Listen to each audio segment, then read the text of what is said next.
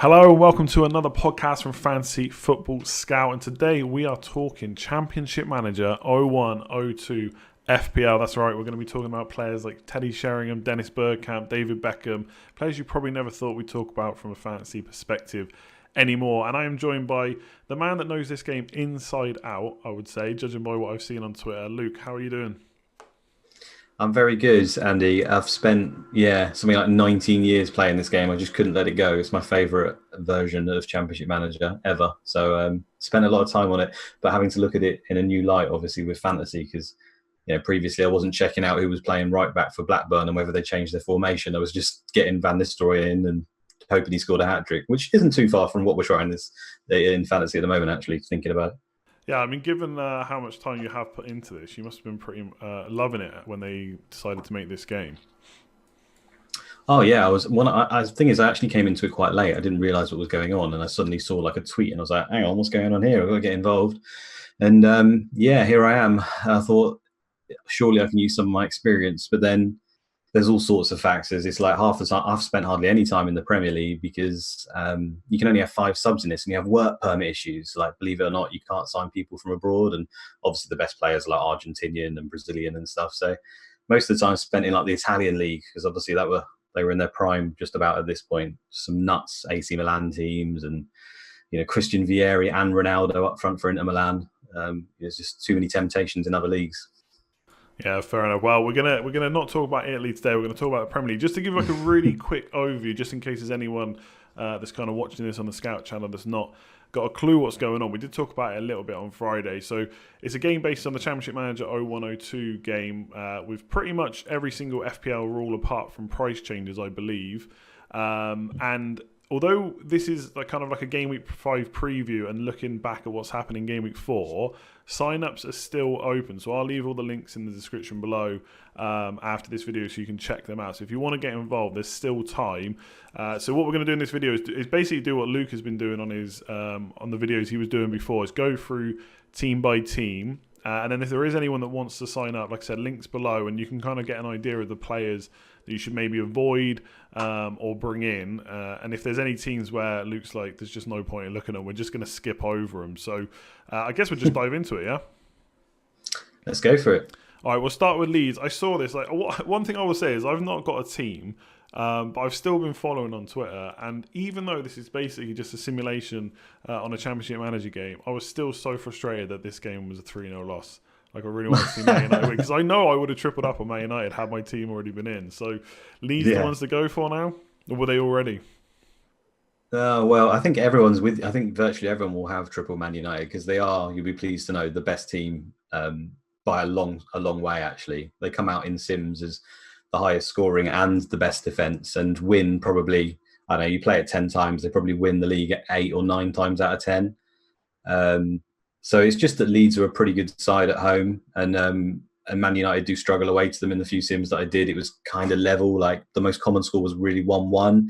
Occasionally Man United might win 2-1, occasionally Leeds 2-1, but this was obviously a bit of an outlier with the Leeds 3-0, which wasn't to be expected, to be honest with you. But then Leeds had a really good start to the season as well. They've had some good fixtures, and they got good prices in the game, actually. So I think a lot of people will have Leeds players as well. So there'll be quite a few happy people out of this, I would have thought, despite Man United not doing so well, because like I say, everyone's got them anyway, so I wouldn't have thought it affected too many people. So was there anything new from this game? I guess, like, if I was looking at it now, Ian Hart would definitely be an attacking defender on penalties, maybe Viduka as well. Like, was there anything, I guess, for new players and also current players that they should kind of be aware of from this game? Yeah, so Leeds play pretty settled. This 4-4-2 that you can see here, they pretty much play that every week. Occasionally Keane will play like a number 10 with an arrow going up.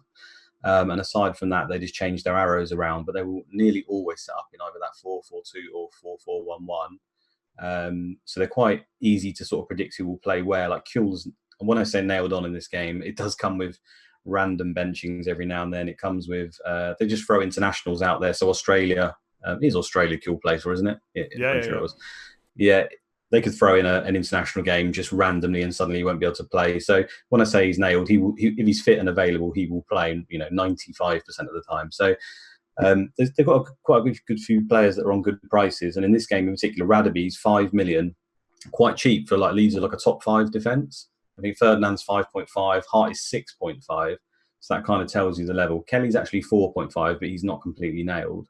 But Radaby is. So you can get a cheap way into a really good defence. And he actually came back this week because he's been injured up until now. So it's nice to see the first game that he's actually fit. He's straight back in. So I think moving forward, as Leeds are seeing they are a good team, they can keep clean sheets. Radaby is definitely one to look out for, especially if you want to either double up with Hart or cut back on Hart. So I think he's probably the biggest thing to take from this lineup. The rest of it is pretty standard as what you'll see from Leeds all the time. Bowyer got injured in the game before, so Mabry's come in at right midfield. But when Bowyer's back, you'd imagine he'll go straight back in there. McPhail's another one at 5 million. You've obviously got man of the match here, 9 and a goal. I think he got an assist as well. In most sims, he plays sort of between 20 to 24 games if he does okay. So he kind of rotates a bit. But now Bowyer's out, I imagine he'll pretty much be, well, I'm going to say now, but yeah, close to. And he's great value at 5 million. So yeah, him and Radaby are the particularly really good savers I'll be looking at from Leeds anyway. Cool. Take a look at that. I mean, I will say again, for anyone that's kind of new to this and thinking about playing, like, I would have gone straight for Hart. He did miss a penalty in Gameweek 1, I think. So that was kind of classic FPL. But yeah, okay, let's take a look at the team they played. Man United obviously lost 3-0, but like you said, usually pretty good. Yeah, anything to note there, or any players that we should be looking at? Obviously, I know like Veron, real life was never really set the world alight. But I remember playing this back in the day, and the Championship manager that is, and he was always very, very good. Yeah, he's pretty much nearly always in the.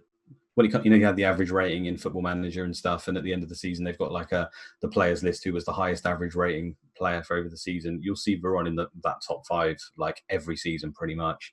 He just bosses the game. He actually takes most of the time, because him and Beckham both have got like 20 for crossing, set pieces, all the stuff you'd associate with.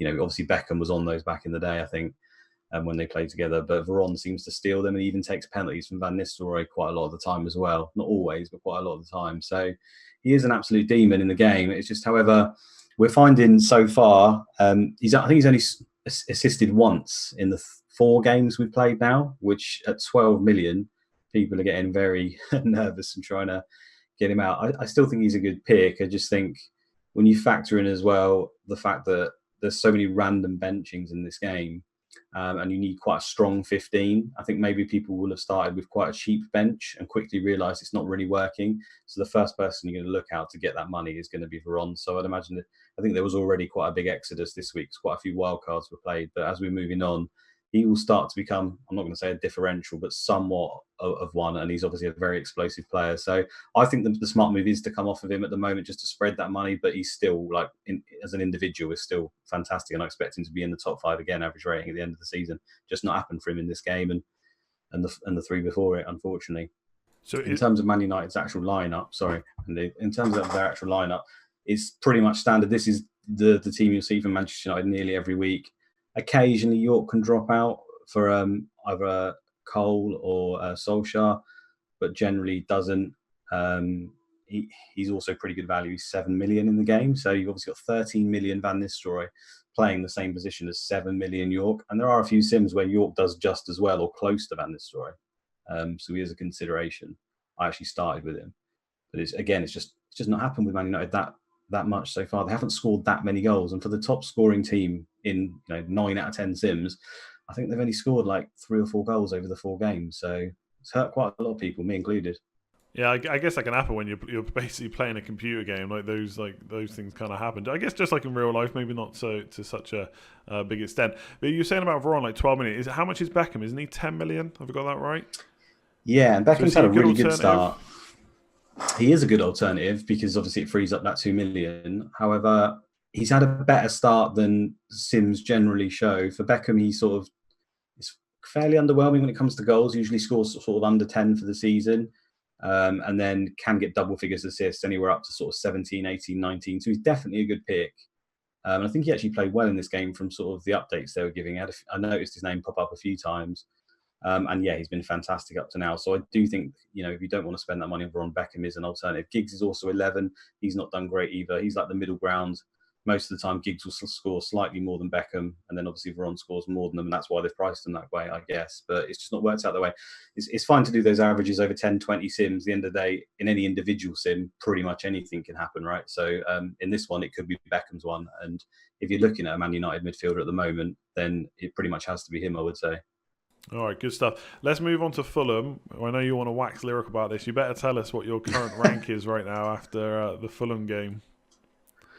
Yeah, up to 60th if it's completely accurate. Now that will drop because I haven't got any players from Charlton who are playing in double game week. There's one more fixture to go. I can't remember who they're actually playing now. Might be playing Bolton themselves. I can't remember who it was in the second game, but yeah, so I expected to go down a bit, but that's a jump from about 600th after an absolutely shocking game week last week. I was sort of around 150th, then around 210th after game week 2. Game week 3, some bad luck, terrible score of like 30 points, dropped down to 600th. And then, yeah, up to 60th after just picking Boa Morte as captain, who got a hat-trick and an assist. So over the moon. It's a long time since I've had that feeling of like a differential captain come through. You should know, Andy, from FPL. Oh, so I never, I couldn't even tell you right now when the last one I had was. Yeah, exactly. So that feeling's good, I've got to say. And I can't be overly confident right now because there's still Jason Ewell, I think is the most captain player in the game, who's still got his next game to come. So usually it's in this scenario, you cheer and celebrate, right? And then you will get like 5 goals or something and it will be totally pointless. So I'm just going to keep quiet a little bit until that game's over. But yeah, in terms of Fulham, Boa Morte, he's actually a midfielder in the game at 8.5 million. And in most sims, he will start up front alongside Marley, as you can see here. Occasionally, Louis Saha, who is also really, really good in this game, and actually in some of the later patches, obviously he actually moves to Man United in real life. So in some of the later patches, he actually starts at Man United and is good there as well, alongside Van Nistelrooy. So, but the game doesn't seem to realise that. And Saha usually only starts to play if they play in a League Cup when they play rotated sides, and it sort of realises, yeah, Saha's actually pretty good. So he might come in, doesn't always, but he might come in later on and disrupt that. And usually it's then Boa Morte who will drop back into midfield. But he's still a good pick even there. And I think at his price, there's only really Harry Kewell who's been average so far. So I think there's probably going to be quite a big bandwagon on him now. Although if I remember rightly, their next game might be against Man United. So probably not the best time to buy him. Might want to wait a week. Yeah, we'll take a look at the fixtures at the end just to see kind of who's coming up good. Anyone else apart from Boa Morte for Fulham looking good at the moment? I really like Stoikers. I think he's gone under the radar a bit because he's 5.5 million. He's actually got a hidden stat of 20 for corners. You don't get to see that in the game. So he doesn't rack up quite a number of assists. He's not good for goals, but he is good for assists. And I've had a few sims where he's hit double figures for assists just back off the back of his corners, I assume. So I think he's a cheeky one that people are under the radar. Mel Bronk's been picked by a lot of people, and he's a pretty solid pick at 6 million. He's done really well up to this point, to be fair. And Goldbeck's actually good when he plays, but he gets rotated a lot. Collins dropped out this time to allow Goldbeck to come in. But their style's pretty set up. So for me, it's really Stoikers, Malbronk, Boa Morte are your main go-to. Saha, even when he gets the spot, are pretty much the only ones. You definitely don't want to look at them defensively. They're a shambles at the back. Fair enough. And then what about Southampton, who they played? Are absolutely battered today. Looking at it, there's not really. I'm just looking at the Southampton lineup here and trying to think. Obviously, you got like the likes of Wayne Bridge, Rory Delap in there for Southampton, and Kevin Davis up front. Any use looking at Southampton, or are they just awful in this? I've got them as the very bottom team on defence, even worse than Charlton. Across 10 sims, they averaged. I'm just going to bring it up to remind myself. It's something like 70 goals, 75.2 goals they conceded over the season. Now, obviously, without context of seeing the rest of the teams, you can't really put that in your mind. But Man United, who are the best, concede on average 28 goals a season. They're conceding 75. So it's over double the amount getting shipped by Southampton. So yeah, for me, you avoid at the back entirely. Wayne Bridge is not a bad player in the game. He's actually got quite good stats, but for fantasy, again, this is where it's like the differential. I know he's a good player in the game, but then you have to get your head around the fantasy side of it. It doesn't matter if he's shipping 4 goals to Fulham. You know, there's no point picking him. So the only options they've really got is Svensson, who came back this week. He's been injured up to now. He's a 6 million midfielder. He's like their set piece guy. He's the main man in midfield. He is actually pretty solid. He starts nearly every game, can do pretty well. Sometimes you'll get bought by a bigger side as well. So he's like the go-to for Southampton. And then up front, Beattie can be really good for him and score a number of goals. Remember James Beattie in real life, he didn't really do anything but amble around up front and occasionally just cheekily bang a couple of goals. He's very much like that in this game, actually. But he's getting benched randomly for Davis, which it does happen, but not as often. I think it's twice it's happened already in this sim, so that's a concern. But usually him and Paha's up top are fairly good, fairly solid picks, but you're using a striker role on a Southampton striker, so I don't really see it as being a good pick, certainly not now. Maybe for like a tidy run of fixtures or a double game week, but other than that, no, I don't really like Southampton, unfortunately. Fair enough. Maybe we'll have to wait and see if there's an injury and James Beattie comes in that way. And what's next up? Leicester. Well, they won 2-0. Sorry, I should say 2-0 there. Sturridge up front. Is it in the middle? Of course. Any use there? Leicester are like average in this game. Everton are pretty bad overall. And so this was kind of expected. The home and away thing is a thing in Championship Manager quite a lot, actually. Ben Crellin actually crunched some numbers on average goals home and away. And there's a clear divide. Obviously, teams score more at home. They concede less at home, etc., etc. The obvious things with real football. So, they did get some things right on this sim. And really for Leicester, there's quite a little bit of rotation in there. Muzzy is a solid pick. Don't really like their defenders. And surprisingly, Dennis Wise can be a reasonable pick as well, because I think he takes quite a few set pieces and stuff like that. He takes corners. And Scowcroft, I think he's actually a midfielder in the game. And as you can see here, he sort of played that number 10 with license to push up front. So again, he's potentially out of position prospect who can do well. So that's basically the only players I'd look at. The rest of them, I don't really like them. I think there's better value elsewhere. Is Scowcroft kind of nailed in that position? He's not entirely nailed, but he's their best player in my opinion. So he will play the vast majority of games. Yeah. Fair enough. And you're saying Everton are just rubbish in this. No point looking at them. Or was it just a bad away game? Yeah, they're just. Yeah, Graveston's okay. I mean, I liked him as a player in real life. Actually, played poker with him once in Vegas. That's a side story. Did you win? No, I rocked up on the table, put my cards, and I was out before you can know it. But I basically just did it so I could sit next to Graveston. As you can imagine, the stakes were slightly out of my league, so I was gone. I was going to say, they priced you out. Yeah, well, it was my stag do, so I thought I'd spend the majority of my money just so I could sit next to Thomas Graveston. Anyway, that's another story. Everton have got pretty much no picks really. Kevin Campbell's actually 5 million. He doesn't always start, but if you're looking for a 5 million striker because you're kind of playing a 4-4-2 or something and you want one on the bench, you will actually see minutes. Basically, none of the 4.5s really see that many minutes. In fact, the only other one is on Leicester with Trevor Benjamin, who is actually a legend in one of the other fantasy games. But Kevin Campbell at 5 million. But then we've got Grabby from Blackburn at the moment, who is absolutely smashing it. So you're probably not going to be looking at him. And then apart from that, they've got 4.5 defenders in David Weir and David Unsworth that are not too bad. They usually do pretty good for average rating. And Unsworth can take penalties and even play in midfield. So for 4.5, he's not a bad shout. Apart from that, no, not for me.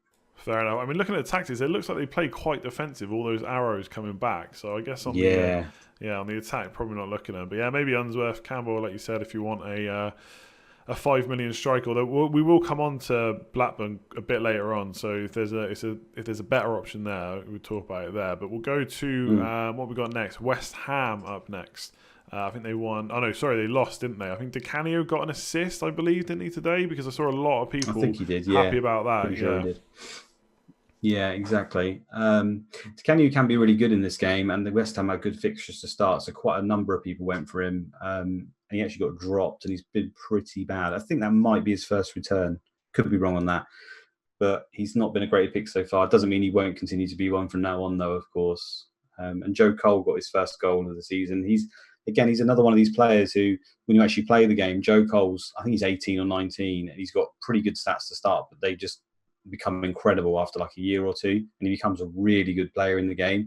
So it's like the temptation to pick him is there, but then he plays for West Ham and often doesn't start the season, although he did in this one. So I'm not too much of a fan of him fantasy-wise. However, if his stats continue to develop and he's already scored in this game, maybe he could go on a run. He's definitely one to look out for because of that. So defensively, West Ham are all over the place, though. A lot of people started with Shaka Hislop in the game. I think it's because I can't remember who is the keeper for West Ham now, but that's completely escaped my mind. But there is a 5 million West Ham goalkeeper who's starts the game injured. It might be David James. Pretty sure it's him. Anyway, he starts off as their number one, but he starts off injured in the game. So obviously you can get a cheeky 4.5 his lot. However, the defence is so bad, as you can see, they've conceded again. I think a lot of people will be looking to move him on now. They started with maybe the Schmeichel and his lot double up as they rotate really well. So you would have thought they might have got lucky in a way, because we'll get on to what might happen with Schmeichel later. But starting his lot here, they might have got away with one. But Kanute's been great up to now. Played a 5 today. He's not that consistent in the game, so that's fairly typical of him. But he is a really good player, and 7.5 is still good value, I think. So for me, it would basically be from West Ham, Kanute, and maybe Cole. I probably wouldn't look at anyone else. Not even the Canio, no? I guess just because he started slow, is it? There's that, but also Kanute is 1 million less than him and can do just as well, if not better, for me. Di Canio is also like 33, 34 in the game. So as the season goes on, sometimes tails off and he has fitness issues, and they sort of Jermaine Defoe's in the game quite young for West Ham. And again, he is actually really good. So eventually the game works out that Defoe can play in some sims, and we'll start to play him ahead of Di Canio or Kanute. Well, that's interesting. He's not even on the bench in this one, from what I can see. Maybe he'll come back in later. And with Joe Cole, like you were saying, he could develop in a few years. To be honest, the rate lockdown's going, they might get another few years out of this game yet. So maybe Joe Cole's, maybe he's not one for this season. Perhaps he's one for next season instead. All right, what about Newcastle? I mean, obviously, probably fair to say they were a bit of a better team back then than they probably are now. And obviously, the big name that sticks out for me is Alan Shearer. I'd say he's quite expensive, is he? What a man. Yeah, he's 10 million in the game. So, you've got Van Nistelrooy and Henry at 13 for strikers. Then you've got Veron as a midfielder at 12. And then I think the next step down, Giggs is at 11, sorry. And then you've got at 10 million, you've got Shearer and Viduka. So he's right up there with the rest of the premiums, really. I've got him in my team. I think he played last week, but it was, might have been against Chelsea, or it was a tough game anyway, whoever it was. So this was the game to bring him in. Was Newcastle actually go on a fantastic run? We'll look at the fixtures, and this was the first game of their good run. So I think Shearer was a really good pick for sort of the next 7-8 weeks. And I don't think he scored until pretty late on in this game. So it was a real concern that we weren't going to get anything from him. But he's a great pick in the game generally. His problem's injuries. He started injured in this sim, or got injured, in the friendlies. And he has like a hidden stat where his injury proneness is quite high. So it's one to ride, I think, whilst the fixtures are good, whilst he's fit. And then if the inevitable happens, the lucky thing is he's at that price point of 10 million, which Viduka's at, and Viduka's also a really good pick. So I think it's quite a solid price point to have in your team if you set up that way. Nobby Solano as well, 6 million midfielder. He's pretty good on the set pieces, can do pretty well if he gets given the game time. And also Kieran Dyer is he's a really good player in this game. Probably one of the best players in the league actually in this sim. However, he plays in like a DM role most of the time, and for fantasy, I'm not sure whether it'll be worth it. They've got lots of picks actually. Newcastle. Robert's a great pick at 8 million. Dabizas is one of the best 4.5 defenders in the game.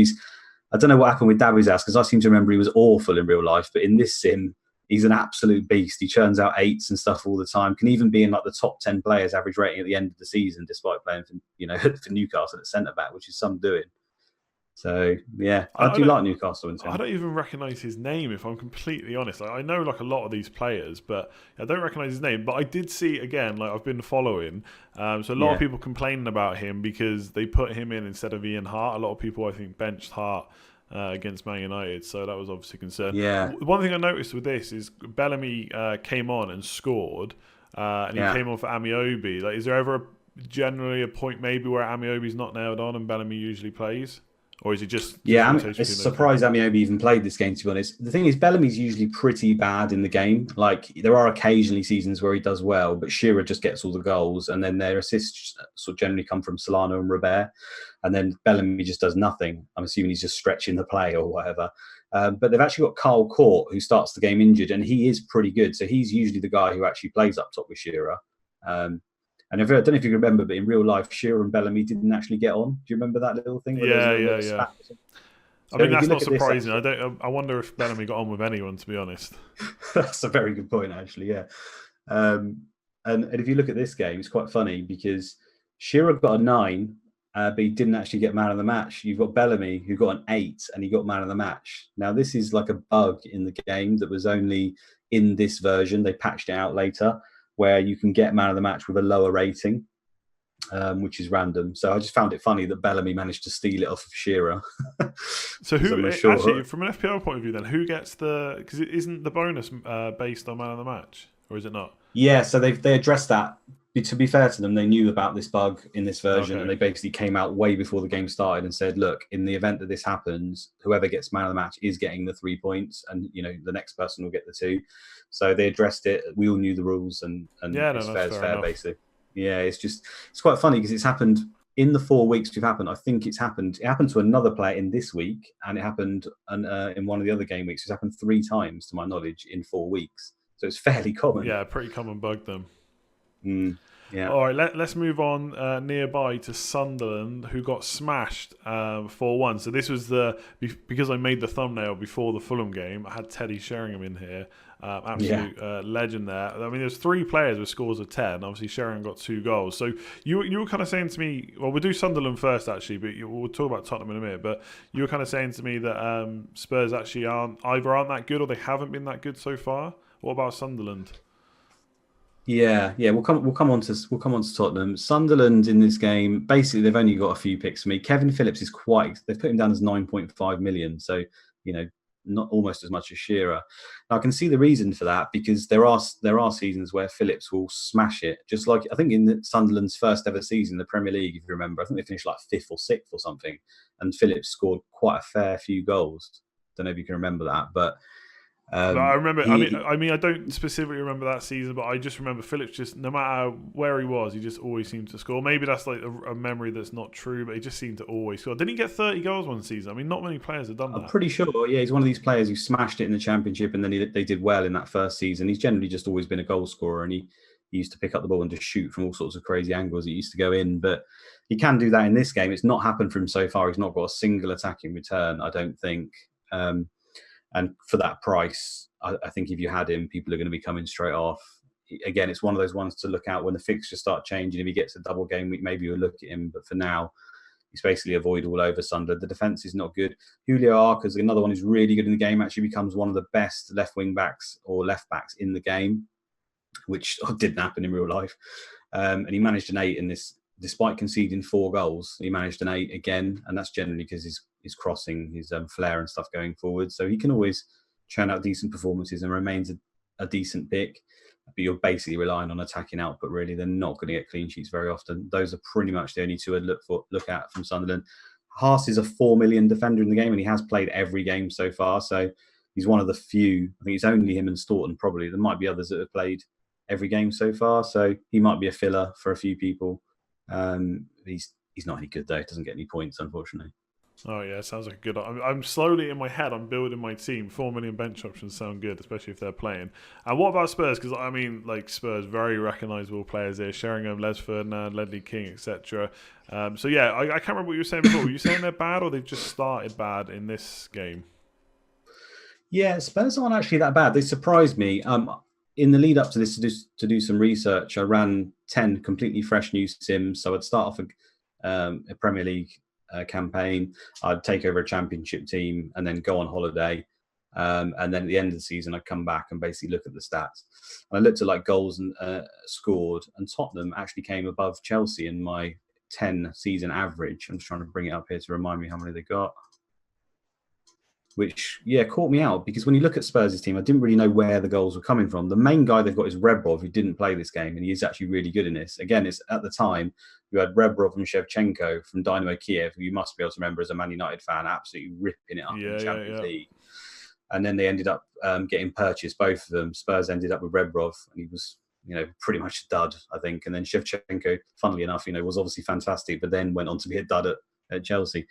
But yeah, Spurs, going back, of outscoring Leeds for me. So I've got Man United scoring the most goals, Arsenal second, and then Tottenham just behind Arsenal, 65 goals on average across the season, ahead of Leeds. So they're not a bad side offensively. And I think if you target their players against teams such as this, I think you're likely to see a few spankings.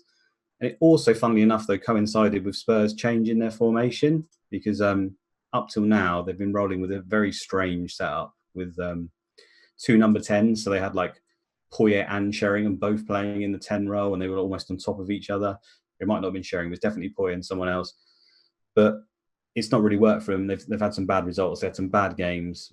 But, after this, people might be tempted to look at them. And there is a little run coming up shortly for Spurs, I think, where I'd possibly looking at someone like Rebrov if you can afford him, or the two wing-backs. Anderton plays wing-back, which I never remember him having the stamina to play, but, apparently he can play that pretty well in this game. So him and Ziege are not bad shouts at wing-back as well. Okay, cool. What about just really quickly, what about the front guys, Ferdinand and Sheringham? Are they just too expensive, or...?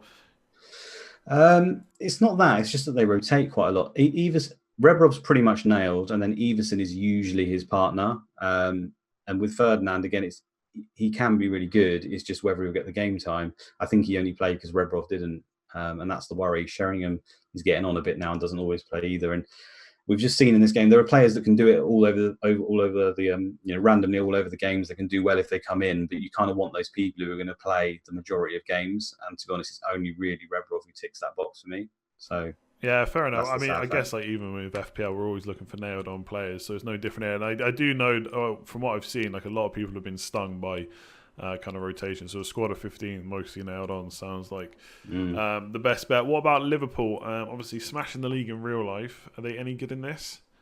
Emil Heskey up front, is there ever a sim where he's like absolutely smashes it for Liverpool? There is a few sims where Heskey does all right, actually. He surprised me. He can be pretty good.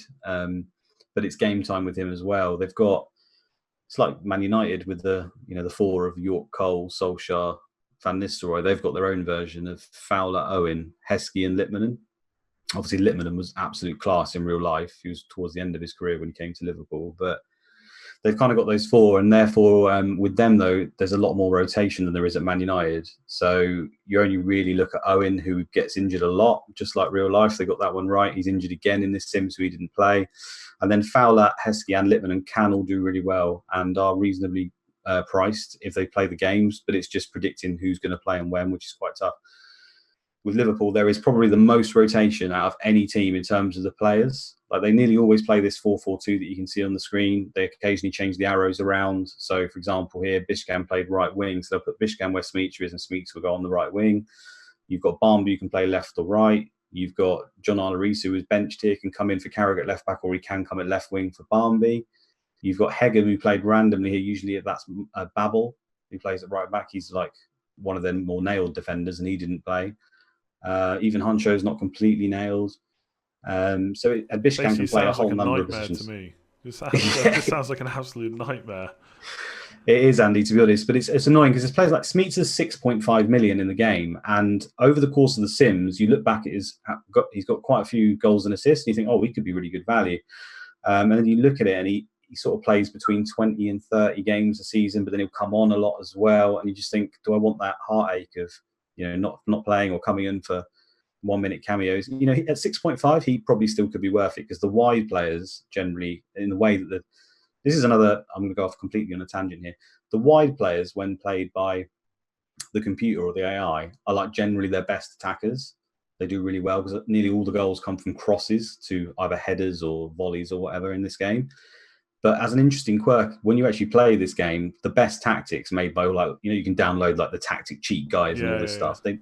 They never have any wide players. They're all just completely down the middle, like crazy formations that just wouldn't work in real life because you can't get goals consistently from wide areas. So it's just strange how the AI sets up all its goals pretty much for wide. But if you want to play this game and manage it yourself, you want a tactic with no wide players. It's just a weird quirk that I observed.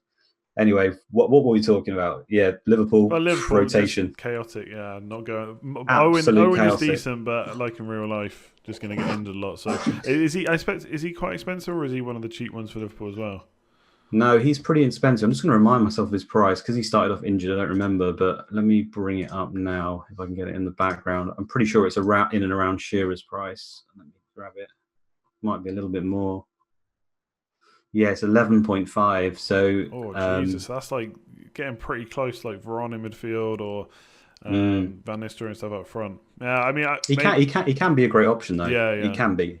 I guess you just got to wait till he's not injured and just hope for it. And I guess at that kind of price as well, it's a pretty nice price point to swap to someone else. It's not necessarily the end of the world. It's not the worst. You've got Rebrov, like we said. You could go down to. You've got Viduka, you've got Shearer. You're basically the only people you're out of reach of Van Nistelrooy and Henry, where you've probably got one of them in your team already. So it's a decent price point to have, to be fair.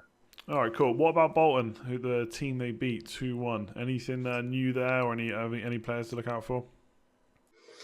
Bolton have been stung because they've lost one of their best players in Ricardo Gardner, who's like the left wing back, and he's really, really good. I think he's out for 6 months or something. Got injured like last game week or so, I think, which has really hurt them because now they're having to play Charlton on the left wing back role, Simon Charlton. But yeah, their defence is pretty terrible. Kevin Nolan's a 4.5 million midfielder in the game, and he was quite popular because he's one of the few that is likely to play games. He did start this one, he didn't the last, and it's much like that with the 4.5s. Occasionally, Nolan won't play. The thing is, he's not really the Nolan we probably remember of sort of just playing off the striker under like Big Sam and banging a few goals in. He is very much a DM in this game, so doesn't really get that many points when he does play, unfortunately. But if you're looking for a 4.5 mid, he is probably the one.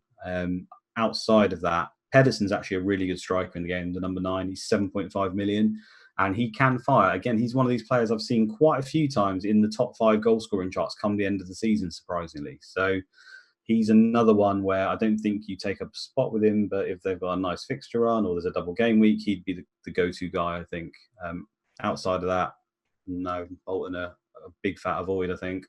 Fair enough. That's kind of what I remember, to be honest, from real life. I mean, it's actually quite funny. This is what I like about this game is not only are we talking about players that not that we've forgotten about, but that we don't talk about anymore, but also teams now. So Bolton was now, and then Derby.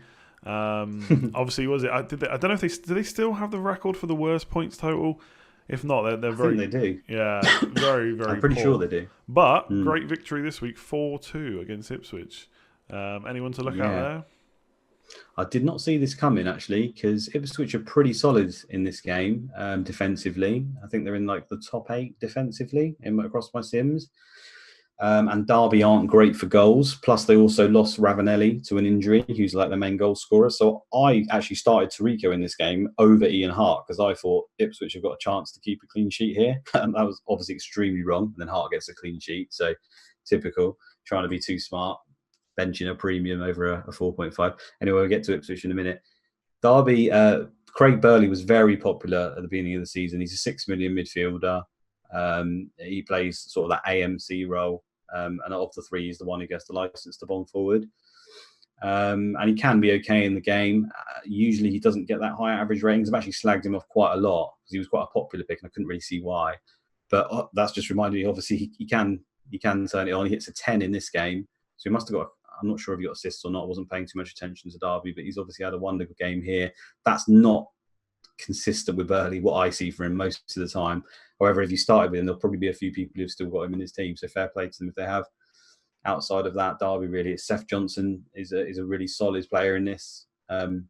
Scored again, plays in that wing back role, the wide roles that are really good. And he's quite a decent price. And he plays virtually every game. So he's my only other shout I really like in this. King Clancy's a 4.5 million midfielder and he plays up front.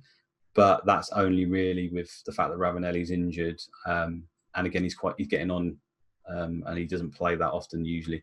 You'll be a fan of him, obviously being a Man United player. He was class for us at one point, but he's not. Oh wait, that's Conchelsea's. He didn't play. Did King Clancy? Yeah, no, King Clancy was. I was just thinking about it. Was he not Man City? I'm sure he played. Yeah, he was. Sorry, I completely confused Conchelsea's and King Clancy for a second. From what I remember, like he was very like a tricky player. Like he had a lot of flair about him. Yeah. Yeah. Oh, it's a shame he's not playing more. I'd love to get players like that. Yeah, but 4.5 million midfielder starting up front. I mean, he's pretty good. Do you remember off the top of your head how long Ravanelli's out for? I can't remember. He was out. This is a thing that's popped up a lot so far. What happens with the AI in this game, and I don't know how it works in later football managers, but when a player comes back, they get sort of a yellow flag on them to say, right, you can play them, but they're not quite match fit. Now, normally, if you're managing a team, you won't play them because they're still essentially got a slight knock. And you'll wait until they're 100%. However, it appears the AI will just throw them straight in and play them. And it's happened 2 or 3 times now where they'll just get injured straight away off the bat. And that happened to Ravanelli. So he came in on an orange flag or yellow flag. he played, and then he'll just get taken off because he's not quite fit and they'll get injured again. So it's just a quirk to notice, because moving forward, if one of your players gets injured and they've got a return date, you think, great, I'll get him back in. Like, say Van Nistelrooy gets injured, you think, yeah, I'll get him back in for this game. The AI might play him, and if you go ahead and get him in for that game, you've got a very high chance of him getting injured again and coming off. So it's going to be one of those ones where people are going to wait. They're going to leave it for a game, but then obviously you're risking going a game without Van Nistelrooy that other people might do. Relying on an injury, so to speak. So it's just a quirk to watch out for as we keep going forward. Yeah, I think these days football manager games are so in depth. I think you get you kind of get warned by your assistant whether you should play him or not, and there's all this stuff. But yeah, definitely something to look out for then if that's happening. So yeah, King Clancy 4.5. I'd like to get him in, but we'll have to wait. I'll have to check when I get my shooting stuff how long Ravanelli's out for. And what about Ipswich? You said they're usually pretty good, but just a bad day at the office. I guess so, yeah. I just didn't exceed Derby scoring 4. So far, Ipswich have been pretty solid, and they are across the Sims. They haven't got really that many picks. I mean, I don't know if you saw the goal of the day. Did you see how Bramble scored his goal today? No, I haven't seen any of the goals yet. All right, well, he scored a 70-yard lob today. That's how they scored. Yards. Wow. Yeah. I mean, I'd almost want double points for that. Yeah, I mean, I wouldn't begrudge that. I think Poom basically he said in the commentary, he sort of hoofed it out or came off his line, walked forward with the ball like they used to do. You remember keepers used to walk forward with the ball and then pick a passer? Yeah, we don't do that anymore, do we? We've got Edison and people who can play football now. Jesus Christ. Anyway, so yeah, he sort of did that and got caught out because Bramble picked it up and hit a 70-yard lob straight over him. Like, well, that's got to be further than Beckham, surely.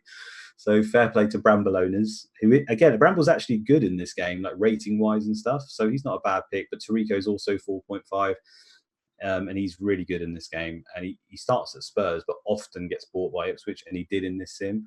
And he can get anywhere between... I've had sims where he's had 11 or 12 assists for the season at Ipswich for a 4.5 defender. So he's definitely one of the ones to look at. Again, he gets an 8 in this game, always gets high ratings, despite conceding 4 goals. So he's just a really solid pick overall. For Ipswich, it's basically him. The keeper's not bad. Jermaine Wright at 5 million. So he's, again, one of the few 5 million players who plays and can actually score goals. He scored a brace last week. So he's another cheeky option. As for their forwards, they rotate them quite a lot. Pablo's the other 5 million, another 5 million one to look at. And Fanidi's actually a 5.5 million midfielder who will occasionally play up front like he has now. But Ipswich switched their formation around, and none of those guys are nailed, unfortunately. So, you were saying Ipswich kind of like top 8, so decent enough when it comes to defensive. Yeah, and 4.5 million seems like a decent option to me. Definitely, yeah. I find it quite funny that he's got a score of 8 after conceding 4 goals, because all I'm picturing now is a proper normal FPL game. Defender concedes 4 goals, gets bonus points. You imagine the social media outcry would be. They'd go absolutely nuts. So yeah, it's kind of funny that's happened in this. All right, again, another team that kind of been forgotten about in real life, maybe, at least from the Premier League. I'm not saying they've been forgotten about completely, but Charlton lost 2-1 to Middlesbrough. Anyone to note that? Like you said, they got a double game week this week, right? And Jason Yu obviously scored, so he's going to be a big one to watch for the next game.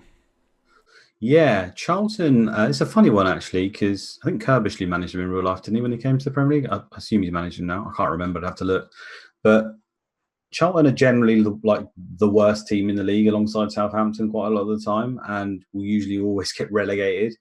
So as a result, all their players are incredibly cheap. However, they had a reasonable start to the season here. They've done better than most people expected, and they had this double game week, which was gold on paper, really. You got 2 home games. Home to Middlesbrough, I'm pretty sure the other one's home to Bolton, which is pretty good. And last week they did well, and they've also signed a few players. So Jason Wilcox, they signed from Leeds, has been very popular at 5.5. He played an 8 goal and assist last game. I think a lot of people jumped on him early for the double, and will have even captained him this week. Jason Ewell's the most popular captain across the game this week, so 9 with another game to come. People will be pretty happy with that. I was on wildcard this week, and I didn't fancy Van Nistelrooy to score away to Leeds. So right up until about half an hour before deadline, I had Jason Ewell as like a placeholder with the money in the bank, and Jason Ewell as my captain. because that's what most people were doing, and it made sense for the 2 games. So then I was kind of annoyed because I thought, no, I'm not going to do that because Charlton have got a bad game next week. I'm just going to stick with Van Nistelrooy because his ownership's so high it could hurt me even more than the Yule thing. I'll do that. And then when Yule scored and Van Nistelrooy didn't do anything, I was like, oh, gutted, I made the wrong move here. But as a result of me doing that, I put my armband onto Boa Morte, which obviously we've already banged on about. So overall, it's worked out for me. Nice knock-on effect there. Yeah, exactly. But Bartlett and Yule are pretty much the main 2. They generally start most games up top for Charlton. Bartlett's not as nailed as Yule, but they can do surprisingly well over the course of the season. Despite nearly always coming in the bottom 3, Yule can hit something like 15 goals in a season occasionally. So they are reasonable players. And McAllister's 4.5 million midfielder signed from Liverpool. And I have heard, in a few sims I've had him go there, but I've heard other people have been able to produce like 10 assist seasons from him as a 4.5 million midfielder. I haven't seen that myself, but I can only go by what they're saying. So he could be a reasonable pick. But their defence is amongst the worst. I really wouldn't go there. Luke Young's done okay. He's 4.5. He's got a few assists. So I think he got an assist for Yule's goal in this one, actually. So he'll turn out to be a good pick over the double, I'd imagine. Cool, fair enough. And so Middlesbrough won. I see Paul Ince captain there. Anyone good there? Yeah, Middlesbrough are actually a really good side in this. Boxic up front, maybe? Yeah, he started the season injured. Otherwise, he might have been in my team. He is really, really good, actually. I think he's 7 million, if I remember rightly, which is a nice price for him. I think he's about 33 in the game. But again, this is the thing I had to get my head round because when I played Championship Manager, anyone over 30, I would instantly bin them off. I don't know if you do the same. It's like, he's old. Get some definitely. Young superstar in. Yeah. So we all kind of did that. But Boxic is one of those players I learned very quickly as an exception, where if you do play as Middlesbrough or you're playing as someone else in the league, you will notice he's up there in the goal scoring charts. You think, how the hell is this guy doing it at 33 years old? So, yeah, getting my head around him is a decent pick. And now he's back. He scored straight away. He did come off on the 46th minute. Now I believe this is another case of what I said. He was orange flagged. So he's come back for this game and been taken off. I don't know if he's got injured, but it could be a condition thing with him. So again, another thing to watch out for. But really for Middlesbrough, they've got a lot of good picks. Johnston's a great pick at 7 million, very consistent. Takes a lot of their set pieces, I believe. And you've got Gordon, who's a 5.5 million defender, who actually plays that left wing role. And he was last game week's hero. I think he scored 1 goal and got 2 assists and was almost on for a clean sheet, which they didn't get in the end. So he could have had an absolute monster haul, Trent-esque he can be. So he's not completely nailed in the game, but at 5.5 million, he is a reasonable punt. And Middlesbrough are like a top 5 or 6 defence, believe it or not. They're probably only behind just the top 5 teams. So definitely Gordon one to look at. Definitely Johnston, like him. Southgate and Ekiog are very solid at 5.5. Crossley is another one to talk about, actually. They've got a lot of picks. Sorry, stop me. I keep rabbiting non-stop. So carry on. Like, the people want to hit you. You're the one with all the knowledge. So, like, if there's people to talk about, get talking about them. Okay. Well, Crossley is 4.5 million because it was predicted that Schwarzer would be the number one, who's a 5 million keeper. Now, in some sims, and obviously this one, Crossley will beat Schwarzer to that number one role. So we got a touch there, really. You can actually get now a Middlesbrough defence coverage with Crossley at just 4.5, where the rest of the defenders are in the 5.5 million mark. So another one to look out for. Obviously, didn't get the clean sheet this week, but they will get quite a number across the season. So, yeah, they've got quite a few good picks. Do like them. Like them a lot. You're saying there, like, if you can believe it, Middlesbrough are a top 5 defence. They got Ekiog and Southgate in centre-backs. Like, what else could you really want? Of course they're that is very defense. True. All right, what about Blackburn? 5-2, huge score, red card for Peter Schmeichel. I mean, it's like I don't know what the price is. So is Peter Schmeichel like a popular pick? He was very popular. As I said before with that Hislop, a lot of people went. I actually started with Schmeichel before my wild card, so I had him in a 4 million keeper. But a lot of people started with Schmeichel, who's 4.5, and Hislop 4.5 because they rotated so well over the first sort of few game weeks. And he's been pretty good. I think Villa started with like 2 clean sheets, pretty sure in the first 2 weeks. So he's been fairly good, and a lot of people will have had him. I think they released the ownership stats earlier, and Schmeichel's in that top 10 owned players in the game. So that may have affected some people today. So a lot of them will probably have had the Hislop and got away with it, but some people won't have. And I think he ended on like -4. An absolute shocker from him. But anyway, we're going on to Blackburn, aren't we? We'll come to Villa in a sec.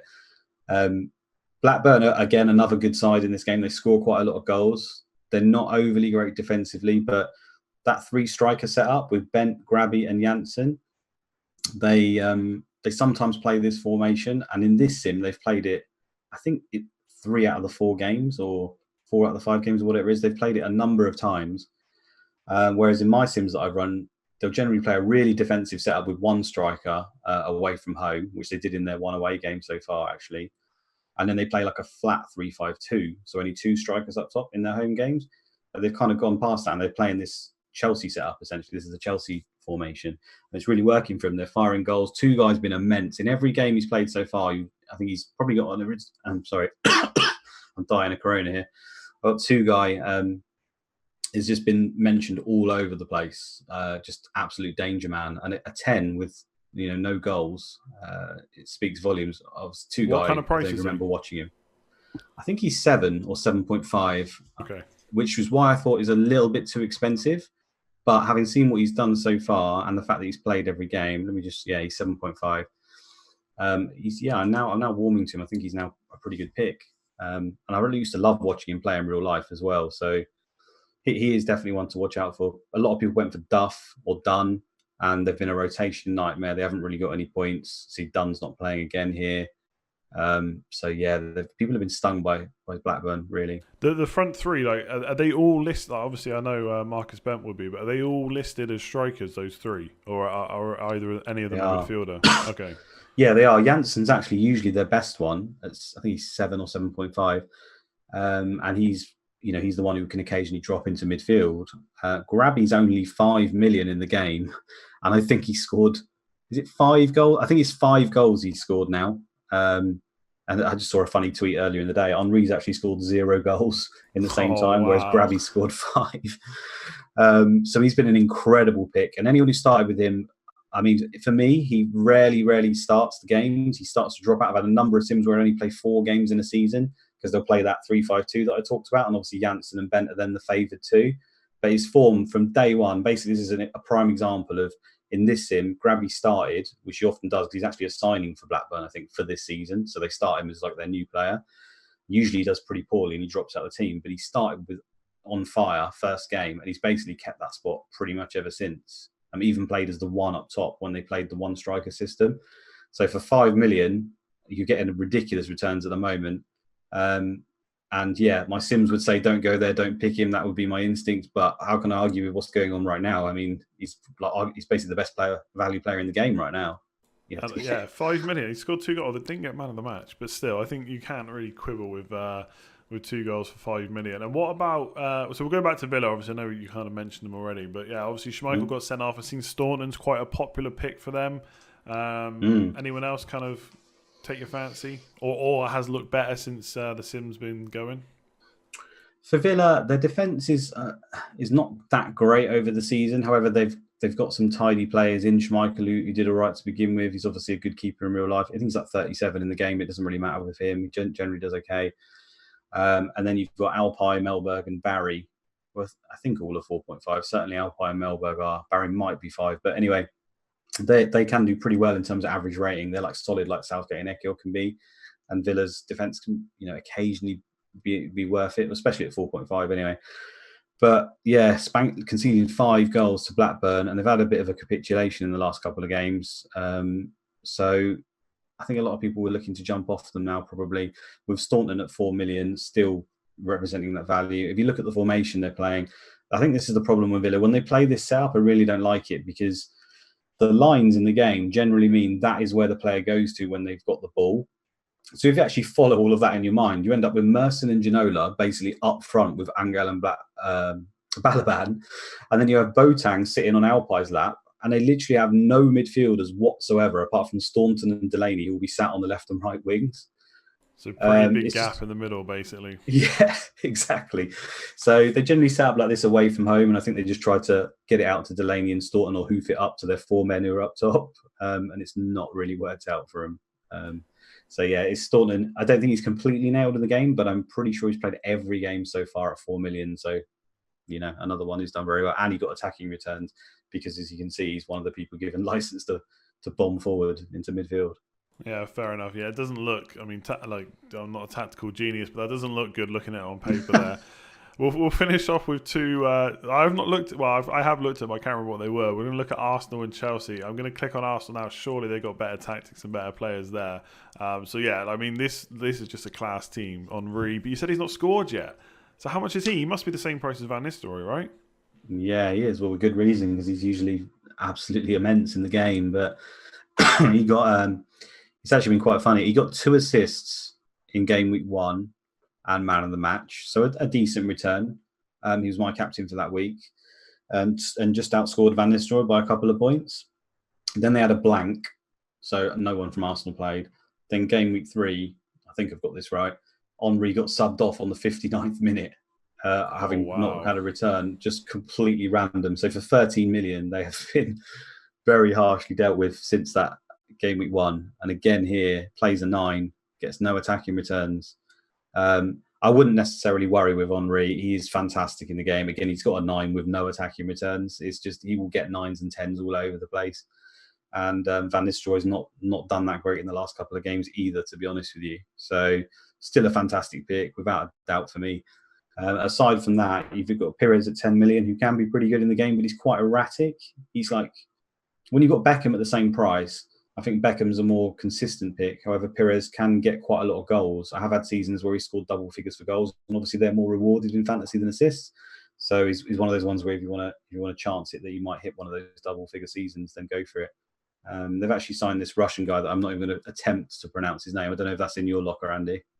Well, I mean, like as a typical English speaker, I would probably just pronounce it how it's spelled, which would definitely be wrong. Like Tikhonov, maybe. So I think that's about it. I think that's not bad, to be honest. That's the first time I've tried to pronounce it. I think that's okay. Andrei Tikhonov. Yeah, we'll go with that, shall we? He's bought for like under £1 million in this game. He's generally rotation fodder wherever he goes. He has started this game. I think this game has got a tendency where if it signs someone similar to how it signed Charlton signed Wilcox and McAllister, they'll usually get thrown straight in there for the next game. But whether he stays there, I'll be very sceptical, because Pires, Lundberg and Van Bronckhorst, who was one of my picks pre-season, who I really liked, can all play there. So, yeah, I wouldn't be looking at him necessarily or any of those midfielders, because there's just so much rotation with there. The thing is as well, in this, they sold Patrick Vieira to, I think it was Barcelona in this sim, who's usually fantastic for Arsenal. He's like basically the best DM in the game, like hands down. So I was expecting, how's that going to knock on for Arsenal? Like, is it going to affect? Because he gets goals, assists, he gets everything. He can do it all. You remember Vieira, he can do everything. Yeah. And in this sim, I was thinking, well, maybe it's going to affect Arsenal's normally watertight defence. Maybe it's affecting their attack. So I guess it has maybe a little bit. And it's certainly affected, who we predict where they will play and what formations they will line up. You've obviously got this Vieira signed hole. So Inamoto comes in sometimes. There's a lot of crazy going on in midfield. So for me, it's just avoid midfield. You go for Henry, maybe chance Pires. And aside from that, it's just their defence, who is one of the top 3 defences nearly every season. So Ashley Cole 6.5, he's like competing with Ian Hart, and he might be one you want to look at. Campbell's at 6 million. He's like as nailed as you can get as their centre backs. Even he drops out occasionally, because then you've got Adams and Keown. I think Adams is 6 actually, but Keown's 5.5, and Adams is the preferred choice. But they're getting on now, and they're quite injury prone, so they rotate quite a lot. So yeah, it's pretty much look at their defence. Seaman's 5 million as well, which sometimes Richard Wright starts as their nailed-on goalkeeper, and he's 6. I think they priced him at 6 million. But in this sim, it looks like David Seaman has got the nod. So you can get an Arsenal defender, top 3 defence, for a 5 million coverage. So I think quite a few. I looked at wildcards like FPL General. A few other people have put their wildcard teams out on Twitter, and a number of them have gone for David Seaman. So he could be a shout, to be fair. Really quick question just on the game itself. So, like, obviously every sim is different. Sometimes you'll get like an average of, X player does well over X number of sims, but they can all be different. Like you said, it's a computer game at the end of the day. But generally, like if a player, like you've mentioned a few players now that don't usually start, but when they do they usually keep their place? Like, would you expect Seaman to keep his place now? I probably would, because I was sceptical as to whether he'd start this one, and he did. So for me, that's it, and I'm with you there. So that's a trend I've noticed, because I've seen a lot of people who run sims and they've done something, they come up with these average numbers, but like you say, they're affected by individual things like that. So Seaman's, average appearances will change dramatically depending on whether he gets given the number 1 spot or not, right? But as an average, you don't really pick that out. You think, Seaman plays 28 goals a season, but if you actually look at it, Sometimes he won't play at all. Sometimes he'll get the number one. So yeah, you're right. It's like that. And generally how they start the season and whether they cement in that position early on within the first sort of 4 or 5 weeks, the manager's sort of working out their best teams and who they're going to play. So now I'd be very surprised if, before this week, I said there's a chance that Richard Wright will start because he's only just come back from injury. But now it's looking like with Wright has been on the bench 2 weeks in a row with Seaman there. It looks like Seaman's got it, and I'm very doubtful he comes out unless he gets injured. Yeah, fair enough. And I guess if they're, like you said, top 3 defence, 5 million seems pretty good, especially if you want to go for Hart, or you can just cover both with maybe Seaman and Radaby, like you said before, both 5 million. So exactly, yeah. So you've got two top 5 defences there for a combined 10 million. It sounds like a good shout to me. All right, cool. Yeah, like I said, I'm slowly building my team in my head. And Chelsea, last team up, obviously lost this one 1-0. So, I mean, they got a bunch of legends in there. Well, how have they been looking so far? And in general, should we be looking at them? Yeah, Chelsea have been okay. They're they always play this setup you can see here. Usually their wing backs push up even more than that with the arrows that they go to one level above, level with Zola. But they do occasionally do this against the tougher teams. They seem to drop them back. But they've got a number of kindly priced players, I think, in the game, and they've got a lot of their players can be very good. However, much like Liverpool, there is quite a lot of rotation, and Ranieri's their manager, so it's like the game knew that, and it throws out all sorts of weird things with them. Yeah, exactly. So, I mean, the standout pick for them so far has been Melchiot by a mile. He's actually 5 million, so he's cheaper than Desai, Gallas, or the players who they're all 5.5. So you're getting the wing back who generally does better for 0.5 less than these guys in a solid defence. And the sort of caveat with Melchiot is he's not nailed on. But in this game, I think he's played every single game so far. He played one. He can play in the back 3 as well. He played one of them in the back 3. But so far, I can't argue with him. I avoided him because I thought he would have been benched by now, but it hasn't happened. So the longer this goes on, he's another one you want to add to your list of cheap ways into a defence who, with a wing back role as well. Done fantastic.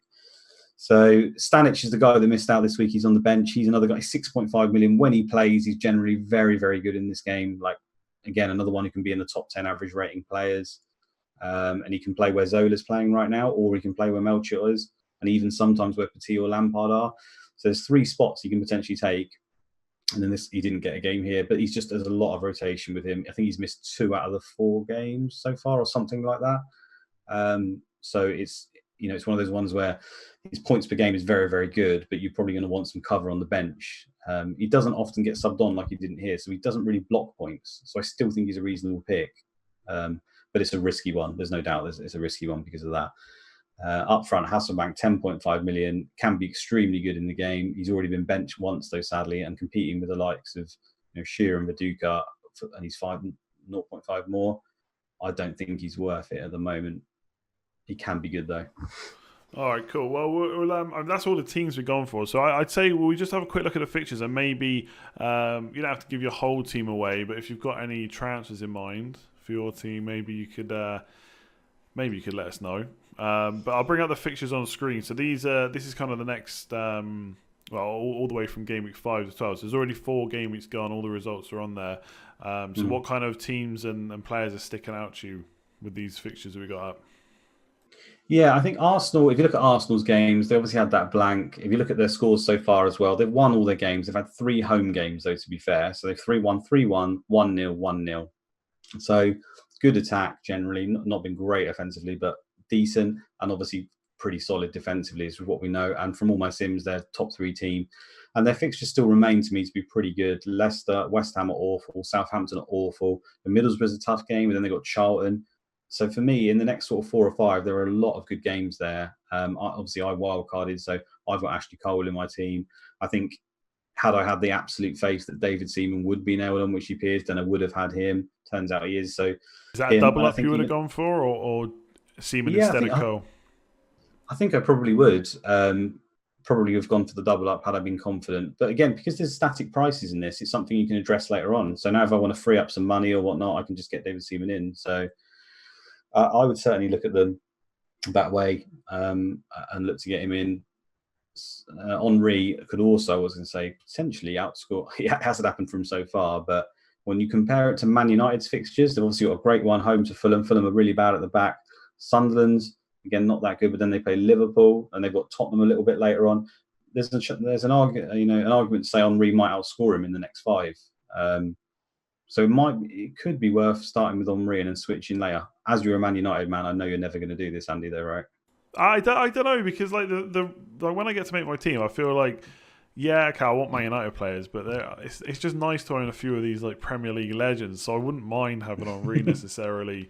The likes of Ian Hart. I mean, maybe he wasn't a Premier League legend, but in my eyes, he was defender that's that attacking. So yeah, not necessarily. I mean, I guess I want to try and play to win just like everyone else. So I won't necessarily butcher my team for Man United. And I think you said earlier as well, Newcastle looking pretty good there, are they? Derby, Charlton, Leicester, Southampton. So maybe, like you said, Shearer could be the one to go for, even if he hasn't been fantastic so far. Yep, Newcastle's games are great. Shearer, Solano, Dabizas. You've got potentially Kieran Dyer, Robert as well. They've got a number of decent picks there, so I'd certainly be looking at them. I like Fulham. I know they were away to Man United, but they score quite a lot of goals in this game. Obviously, we've just seen that happen again. The last game, I think they scored 4. And they've got home to Bolton, who are one of the worst 3 defences in between those 2 bad games. So if you can carry a benching, I think they've got quite a few nice home games. Home to Villa, home to Leeds, home to Middlesbrough is not great, but there's a couple of good games there for a team that scores quite a lot of goals. So I still like them. But apart from that, Blackburn, I think, are offering value. Their games are pretty good. Obviously we've seen Grabby at 5 million. So they're kind of the teams I'd look at. Middlesbrough as well are another one who they've got intermittent games, but I think they're a good enough team to sort of carry through that. And they're the teams I'd be looking at. Also Spurs now, after that, they weren't really on the radar, but they've then banged 4 goals or 10s all over the place. Bolton, Southampton, Fulham, Blackburn. That is a really tidy run. 3 of those at home. Bolton, worst 3 defence in the game. Southampton, the worst defence in the game. Fulham, definitely in the top 7 worst defences in the game.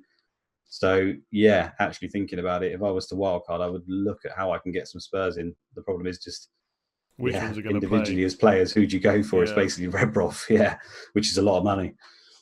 Cool. So, I think we'll just we'll wrap it up there. But what have you got any transfers in mind this week that you've already looked at?